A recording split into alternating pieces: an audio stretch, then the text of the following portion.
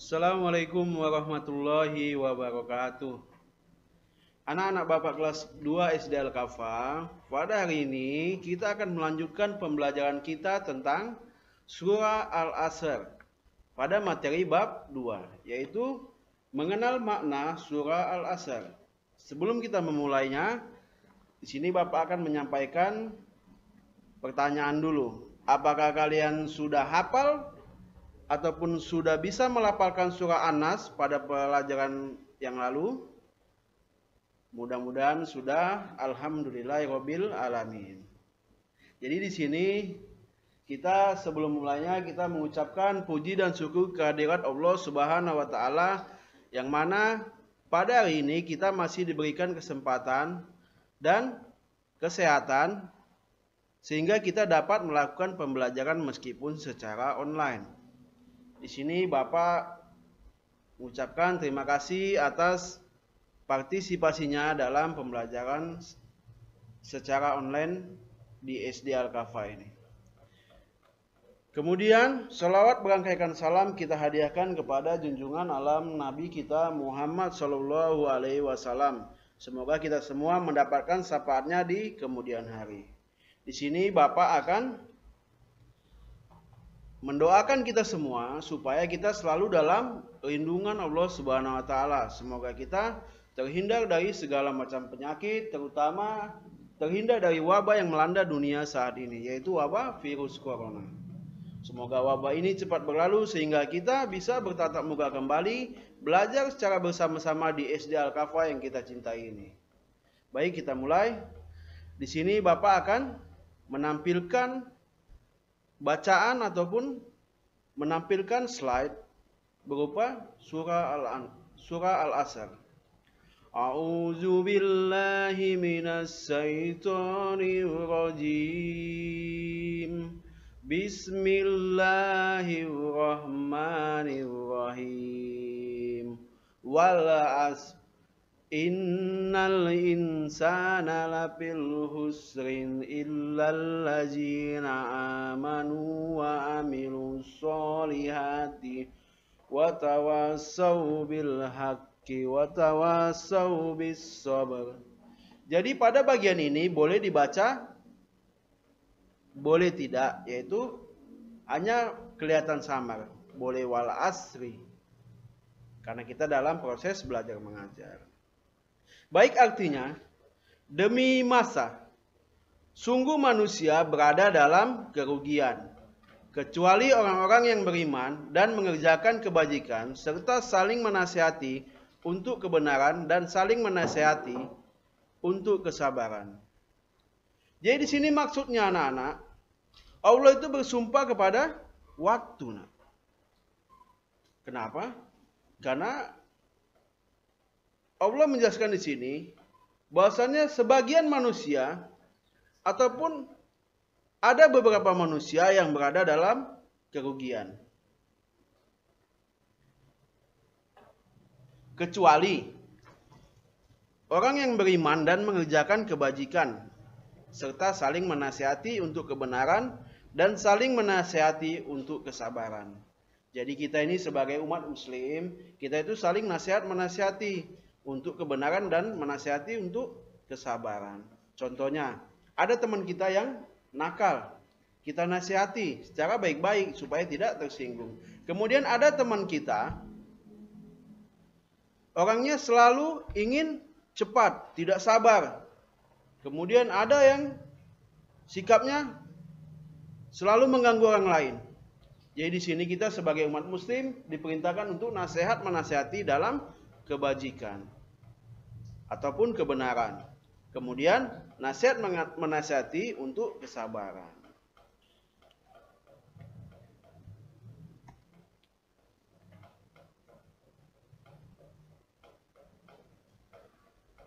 Baik, di sini mengenal makna surah Al-Asr. Surah Al-Asr terdiri dari 3 ayat. Al-Asr artinya masa atau waktu. Seperti tadi, Allah itu bersumpah atas waktu supaya memberikan peringatan kepada manusia melalui Rasulullah SAW. Surah Al-Asr termasuk surah pendek yang diturunkan di kota Mekah atau disebut dengan surah Makkiyah. Kemudian surah Al-Asr mengajarkan kita untuk menghargai waktu.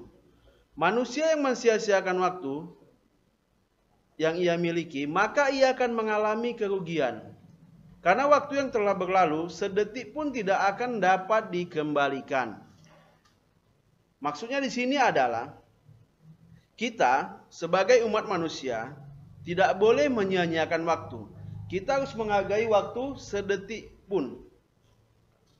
Karena waktu itu tidak bisa dikembalikan. Contoh, kita kebanyakan main-main nih, tidak mau belajar, kebanyakan nonton, kebanyakan main game di handphone, kebanyakan nonton di YouTube yang tidak baik. Maka di sini kita sama dengan menyia-nyiakan waktu. Jadi, untuk menghargai waktu, supaya kita tidak menyia-nyiakan waktu, kita harus menggunakannya sebaik mungkin. Contohnya untuk belajar. Belajar bagaimana? Belajar yang baik-baik, nak. Bukan belajar yang tidak baik. Karena ada pelajaran yang tidak baik, yaitu belajar melihat orang nakal, kita ikut nakal. Itu pun tidak bagus. Jadi di sini kita harus menggunakan waktu sebaik mungkin. Karena semua waktu yang sudah berlalu tidak akan bisa dikembalikan walaupun hanya 1 detik. Kemudian surah Al-Asr mengajarkan kita untuk disiplin. Contohnya, kita diajarkan untuk disiplin, yaitu untuk menggunakan waktu sebaik mungkin. Pertama, kita bangun pagi jam berapa? Kita bangun pagi untuk sholat subuh, nak. Jadi barang siapa yang paginya tidak bangun untuk sholat subuh, maka dia termasuk orang yang merugi, yaitu menyia-nyiakan waktu untuk sholat subuh. Kemudian jam berapa dimulai pelajaran, kita harus sudah standby ataupun sudah tepat waktu untuk menerima pelajaran. Kemudian disiplin adalah melakukan sesuatu sesuai dengan aturan dan sesuai dengan waktu yang ditentukan. Contoh, kita kalau pada pelajaran tatap muka ataupun belajar di sekolah, kita mempunyai jadwal pelajaran. Kemudian ada petugas piket. Kemudian ada lagi waktu sholat, ada waktu istirahat. Semua ada waktu-waktu yang sudah ditentukan. Jadi kita harus mengikuti waktu itu. Contoh, kita di rumah diberikan waktu oleh orang tua untuk belajar, membantu orang tua. Kemudian apalagi merawat rumah kita, merawat taman di rumah kita, rajin menyapu. Jadi itu semua perbuatan baik. Baik.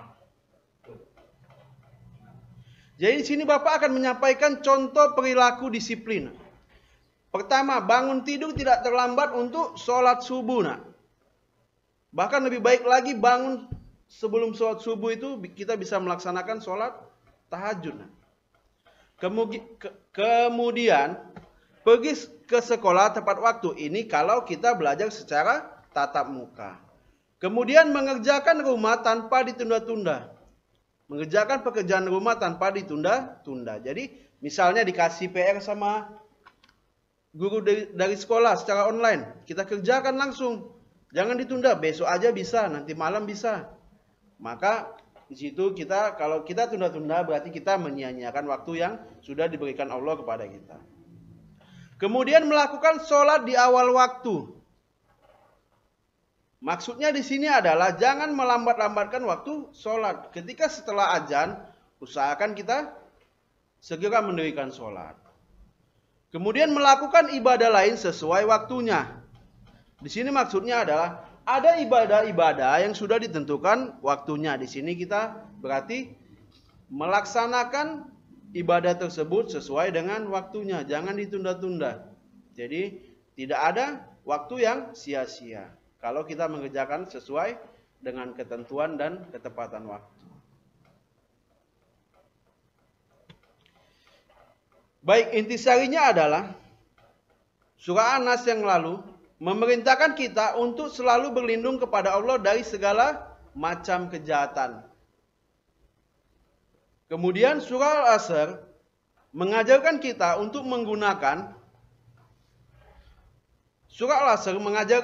untuk menggunakan waktu dengan sebaik-baiknya.